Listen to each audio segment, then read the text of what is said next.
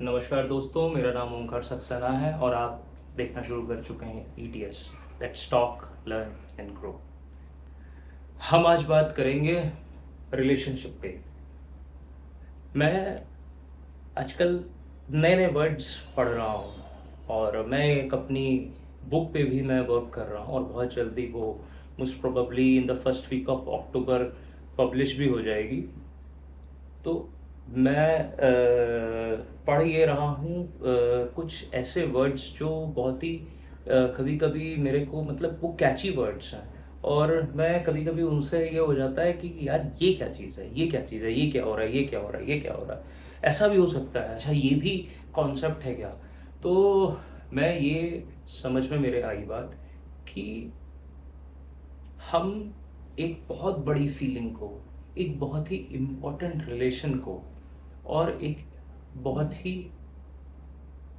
ज़रूरत ज़रूरत भी नहीं, बहुत ही खास एक चीज़ को, जो हर चीज़ से, देखिए हर रिश्ते का एक अलग महत्व है, लेकिन ये जो रिश्ता है, रिलेशनशिप, आपके पार्टनर के साथ में, आपकी वाइफ के साथ में, आपके हस्बैंड के साथ में, ये बहुत ही इम्पॉर्टेंट और बहुत ही अहम चीज़ है।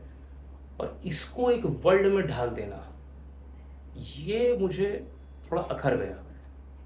हम किसी भी बहुत ही तवज्जो देने वाली बात को एक शब्द में हमने बयां कर दिया। यार शायर कह कह के पर्दा नशी हो गए कि मैं बात भूल गया यार, कुछ अच्छे अच्छे शेर मुझे याद आ गए। शायर लिख लिख के भी यही कहते रहे कि जो प्यार है, ये जो रिश्ता है हमारे और उसके दरमियान, इनको शब्दों में बयां नहीं किया जा सकता, इनके लिए अल्फाज नहीं बने। और हम इनको शब्दों में हमने बिठा दिया है, इनको फिट इन कर दिया उन शब्द में। तो ये अच्छी बात नहीं है। बात करेंगे साइलेंट डाइवोर्स की। साइलेंट डाइवोर्स एक ऐसा वर्ड है जिसमें पति पत्नी साथ तो रह रहे हैं मगर सेपरेटेड रह रहे हैं। वो किसी भी तरीके से कांटेक्ट में नहीं है, ना ही बातचीत में, ना ही साथ उठने बैठने में, ना ही किसी पसंद में, ना ही किसी और एस्पेक्ट में। तो यार डाइवोर्स या तो साथ ना होना है, और जब आदमी नहीं डाइवोर्स में है तो साथ होना है। यही चीज़ है, बेसिक सिंपल चीज़। हमने प्यार किया, हमने शादी करी, या शादी हो गई फिर प्यार हुआ, अरेंज मैरिज जिसे कहते हैं और जिसे लव मैरिज कहते हैं। फिर एक मैरिज होती है कि चलो ठीक है, हमारा भाई आज नहीं है लेकिन कल चीज़ें डेवलप हो जाएंगी, ठीक है, एक वो भी शादी हो गई। लेकिन वो भी डेवलप हो, मतलब वो भी समय के साथ में एक रिश्ता डेवलप हो जाता है और हमें एक दूसरे से लगाव हो जाता है। मगर अब ये जो नया आ गया है साइलेंट डाइवोर्स, ये कहाँ से आ गया है? दिस इज मतलब हार्मिंग आवर सोसाइटी यार। ये वर्ड्स वेस्टर्न वर्ड्स हैं, ये वेस्टर्न कल्चर है, ये वेस्टर्न फॉर्म है। हम भारत देश में रहते हैं और भारत देश में हम इस तरीके से चीज़ों को लेके चलते हैं। वो बहुत ही बहुत ही बहुत ही बहुत ही निंदनीय है। ऐसा नहीं करना चाहिए। अगर कोई किसी बात को लेके मनमुटाव है, किसी बात को लेकर के कोई प्रॉब्लम है, अगर प्रॉब्लम छोटी है तो किक आउट कर दो अपने दिमाग से। और कहीं कहीं पर ठीक है यार, होएगा, जाने दो। अगर थोड़ी बड़ी है तो भी उसको छोटा समझ के या तो अपने आप को एक कदम पीछे कर लो, या सामने वाले को उस जगह पर इग्नोर कर दो। ये इससे बेहतर ऑप्शन क्या है? इससे बेहतर ऑप्शन तो कुछ हो ही नहीं सकता है। हाँ, एक चीज और हो सकती है। अभी मैंने, एक मेरे जानने वाले हैं तो वो बता रहे थे कि उनके पास में केस आया कि एक लड़का लड़की थे, एक ही गांव से बिलोंग करते थे। फिर उसके बाद में नौकरी के सिलसिले में बाहर गए, पढ़ाई भी उनकी बाहर हुई। फिर उसके बाद में उनकी शादी हुई। घर वाले हालांकि उस शादी के लिए राज़ी नहीं थे क्योंकि बिरादरी और ये सब था, लेकिन फिर भी खैर उन्होंने अपने पेरेंट्स को कन्विंस किया और शादी हो गई। शादी होने के बाद में 1 साल भी नहीं हुआ और उसी 1 साल के भीतर उन्होंने डाइवोर्स के लिए अप्लाई कर दिया। अब आप पूछोगे क्यों? जब इतनी जद्दोजहद करी, समझाने के सारे आयाम झेल डाले, सब कुछ कर डाला, हर चीज़ झेल ली, उसके बाद में 1 साल भी नहीं बीता और अब उनके साथ में नहीं रहना है, तो क्यों नहीं रहना है? उसका कारण ये था, जब सामने आया कि लड़की ने ये तर्क दिया कि जो लड़का है वो डॉग लवर नहीं है, he is not a dog lover, और मैं डॉग लवर हूँ, इसलिए मैं उसके साथ में नहीं रह सकती हूँ, क्योंकि ये मेरे से पहले ऑफिस आ जाता है, ऑफिस से घर आ जाता है, और फिर आने के बाद में ये मेरे पेट की, मेरे कुत्ते की देखभाल नहीं करता है, उसको देखता नहीं है, खाली उसको खाना वाना दे देता है, बस इसकी ड्यूटी ख़त्म हो जाती है।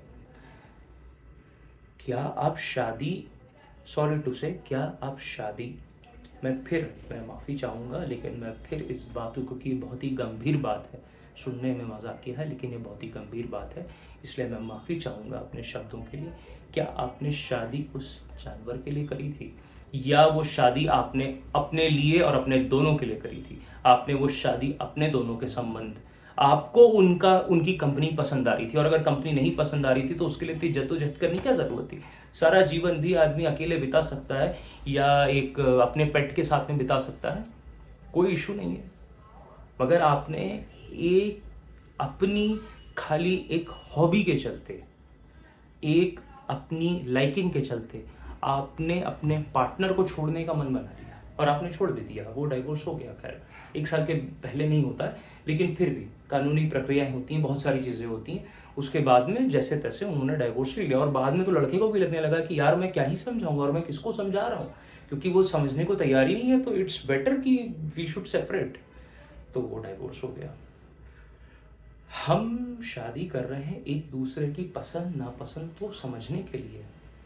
मुझे कुछ पसंद है, सामने वाले को कुछ पसंद है, कुछ उसकी पसंद ले लो, कुछ अपनी पसंद डाल दो, नहीं समझ में आता अपनी पसंद को तुम रखो, उसकी पसंद को उसके पास रहने दो, दोनों को अपना अपना जीने दो। मगर जब साथ में रह रहे हो तो कहीं तो आके म्यूचुअल हो, कहीं तो आके बीच में आओ कि हाँ भाई ये हमारा बीच वाला वो है, स्पॉट है, या डाइवोर्स है, या ये जो साइलेंट डाइवोर्स है, ये एक घर में रहते हैं लेकिन वो एक कमरे में रहते हैं, वो एक कमरे में रहते हैं, क्योंकि सोसाइटी के सामने ना है। What is this? किसी, या तो सोसाइटी का डर ना रखो, सोसाइटी का डर भी नहीं है, खैर ठीक है, वो दूसरी चीज़ें हो सकती हैं, लेकिन फिर भी अपने आप को तो यार कम से कम दिमाग को तो काबू में रखो, अपने खुद को तो संतुलन में रखो, और नहीं रख सकते हो तो शादी मत करो, नहीं तो आप एक की नहीं, पूरे खानदान, पूरे परिवार की ज़िंदगी को आप खराब करते हैं, चाहे वो लड़का हो चाहे वो लड़की हो। और मैं दोनों से यही दरख्वास्त करूँगा, रिक्वेस्ट करूँगा कि किसी की भी जीवन खराब करने का हक आपको नहीं है, और किसी के भी साथ खिलवाड़ करने का भी हक आपको किसी ने नहीं दिया है, उसने भी नहीं दिया है।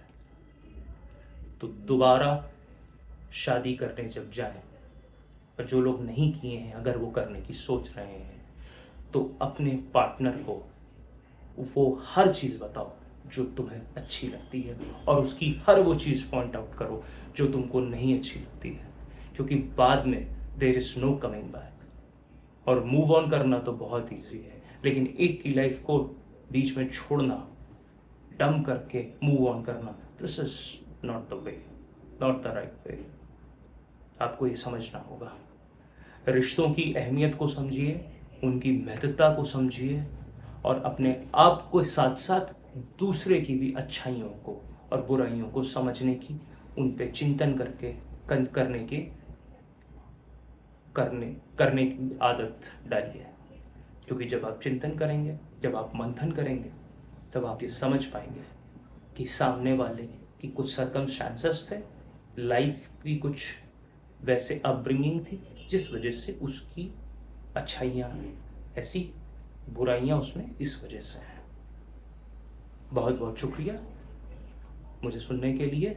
आशा करता हूँ कि इस शब्द को खाली शब्द तक ही सीमित रहा जाएगा और शब्द के ऊपर इसको हम भारतवासी नहीं निकलने देंगे। जय हिंद, जय भारत।